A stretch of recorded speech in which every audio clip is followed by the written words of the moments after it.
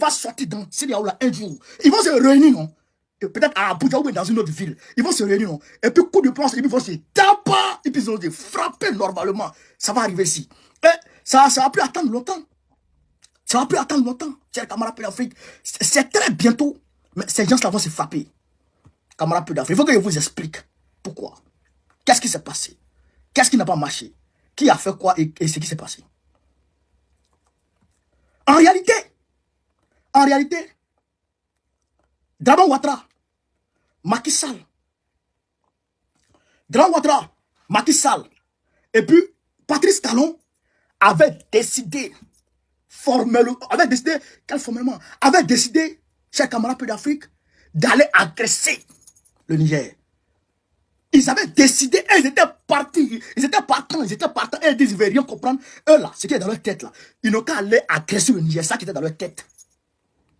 Vous comprenez? Et ils avaient réussi à emballer Tinubu dans leur forfaiture. C'est pourquoi vous avez entendu, le Sénégal a envoyé des forces au Bénin. Draman Ouattara a envoyé des forces au Bénin, plus les forces de l'armée française qui étaient là-bas. Bola Tinubu a failli être soulevé. Ça, il faut que je vous le dise. Tinubu a failli être soulevé. Tinubu allait partir. Mais ça, c'est resté dans le noir. Tinubu, ils allaient faire coup d'état sur lui. Et donc, les Haoussa ont mis Tinubu en garde. Si tu t'amuses à agresser le Niger, tu seras la première personne à partir. Donc, Tinubu a pris peur.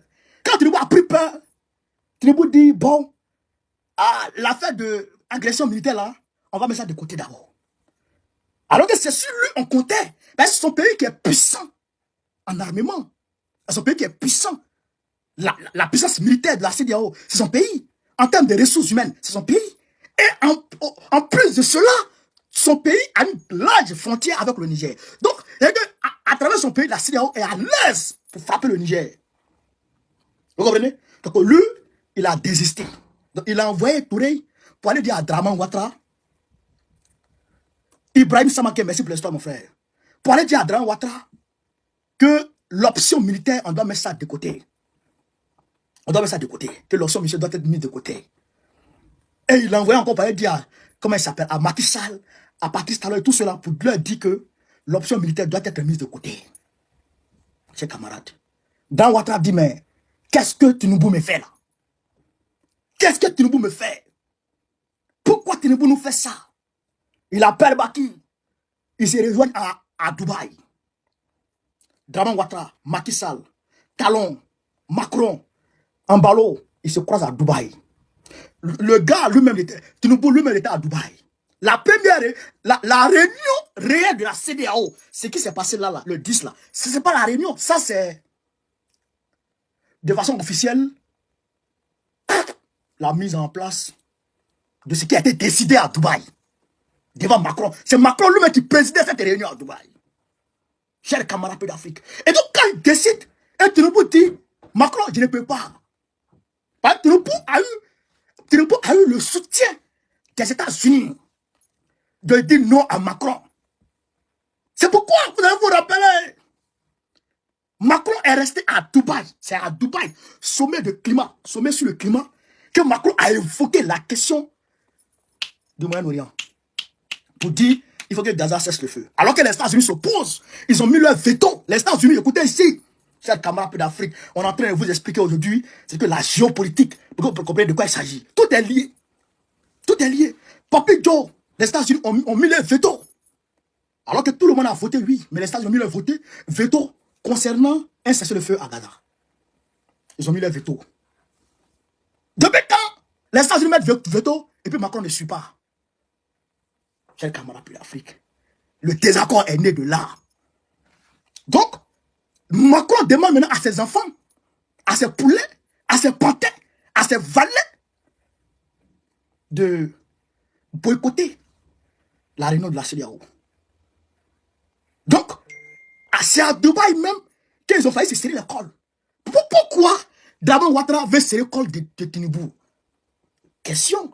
Pourquoi Draman Ouattara veut serrer l'école de Tinubu? Au-delà du fait qu'il soit valet de Macron. Mais pourquoi il veut se contre Tinubu? Il y va de sa longévité au pouvoir en Côte d'Ivoire. Chers camarades peu d'Afrique, partagez la vidéo, mettez le cœur. Il y va de sa longévité au pouvoir d'Abidjan. Parce que celui qui a installé Dramane Ouattara, qui soutient Dramane Ouattara, qui maintient Dramane Ouattara à bout de bras, il s'appelle Macron. Et Macron a dit à Dramane Ouattara, si tu échoues sur le Sahel, tu te remplaces par Tidjane Thiam. On change totalement la politique française en Afrique. Et Dramane Ouattara a dit à Macron, laisse, je vais gérer cela, je vais te les ramener tous. Bon, là, maintenant, je sais qu'il ne peut plus croire à Dramane. Donc là, maintenant, Macron a affiché son soutien à Tidjane Thiam au détriment de Dramane. Voilà où Dramane a failli serrer le col de Tinubu. Et dit Tinubu, c'est un traître. Tinubu l'a lâché. Il dit Tinubu, c'est un traître. Tinubu l'a lâché. Il dit Tinubu l'a lâché. Donc, quand il dit Tinubu l'a lâché, alors Tinubu dit, bon, il n'y a pas de souci. J'ai compris. Entre-temps, Macky Sall crépite de son côté. Patrice Talon crépite. Lui, il est fâché. Pourquoi lui, il est fâché? Chez les camarades d'Afrique, pourquoi lui, il est fâché? Parce que lui, il a financé sur fonds propres l'éléoduc qui doit rallier le Niger au port de Cotonou. Les pipelines de pétrole qui doivent rallier le Niger au port de Cotonou. Et donc, voilà comment Patrice Talon est fâché contre Macron et contre Tinubu. C'est pourquoi vous avez vu à la Réunion, vous avez vu le siège du Niger était occupé par le premier ministre du Niger et le président de l'Assemblée nationale, le ministre des Affaires étrangères du Niger. Ce qui veut dire que le Niger est là, mais sur la photo de famille, Tinubu a dit, tiens, tu ne viens pas ici. Sur la photo de famille, le Niger n'existe pas. Le premier ministre du Niger qui était assis là, bon, il n'est pas sur la photo de famille. Chers camarades d'Afrique. Mais ils vont se frapper. Ils vont se frapper un jour. Et je le dis très sincèrement. Tant que vous ne travaillez pas pour l'Afrique, vous allez toujours avoir ce genre de confusion dans votre travail.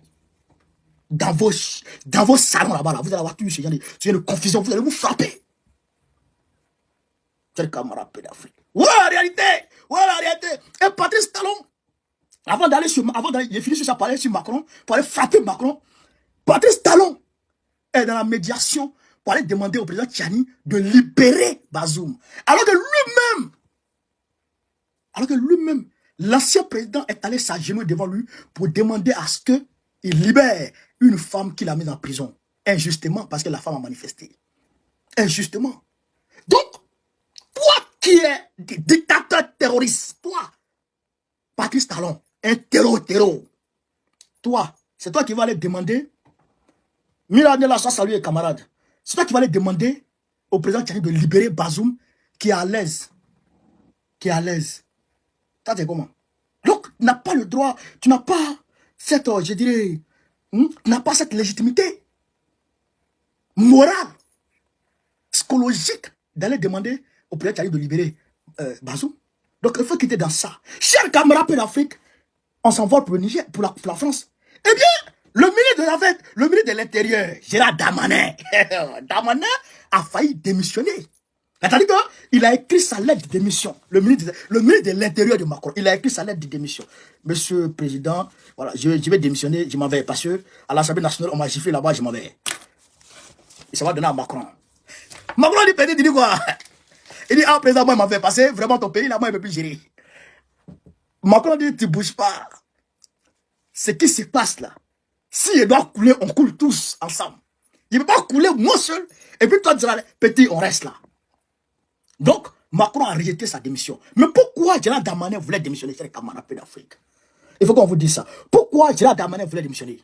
Eh bien, Gérald Damanin voulait démissionner parce que il a envoyé sa loi de l'immigration à l'Assemblée nationale pour débattre. Après le Sénat, il a envoyé ça à l'Assemblée nationale pour débattre dessus. Chers camarades d'Afrique. Quand il est arrivé là-bas, il a déjà fait le texte. Depuis l'année passée, il est dessus. Il est en train d'écrire. Il écrit. Il fait rature. Après, il réécrit encore. Arrivé au Sénat, le Sénat a amendé. Ils ont voté là-bas, c'est passé. Maintenant, arrivé à l'Assemblée nationale. Chers camarades d'Afrique. Arrivé à l'Assemblée nationale. Les écolos ont pris une motion de rejet. Une motion de rejet. Frère, je vous ai dit que Macron ne pèse pas. Je vous ai dit que la CEDEAO a engagé la guerre contre le Niger. Hein? Macron n'allait pas pouvoir rentrer en guerre contre le Niger. Officiellement, jamais. Jamais. Les Draman là. On n'allait pas dit chez Draman pour le gifler. Vous n'allez pas croire. Donc, arrivé à l'Assemblée, quand les écolos ont pris une motion de rejet, tous les autres partis se sont mis ensemble. Coalition directe. Mélenchon et puis Marine Le Pen ont fait coalition à l'Assemblée nationale. Et ils ont voté contre. Et ils ont voté pour la motion de rejet. C'est-à-dire qu'on ne parle même, on va même pas débattre ton projet de loi. Là. On ne débat même pas. On ne parle même pas de ça ici. C'est-à-dire qu'il ne faut pas venir nous saouler avec ton gourou ici. Tout le monde a soutenu la motion. Gérard Darmanin est assis comme ça. Et puis les bolons. Puis les bolons. Donc, c'est-à-dire qu'aujourd'hui, chers camarades d'Afrique, il faut que je vous explique le fond réel de cette loi d'immigration. C'est-à-dire que ce que Macron et son Gérard Darmanin recherchent dans cette loi d'immigration, c'est quoi? Chers camarades d'Afrique, c'est une question économique, purement économique. Pourquoi? La France est endettée à 112,5% de son PIB.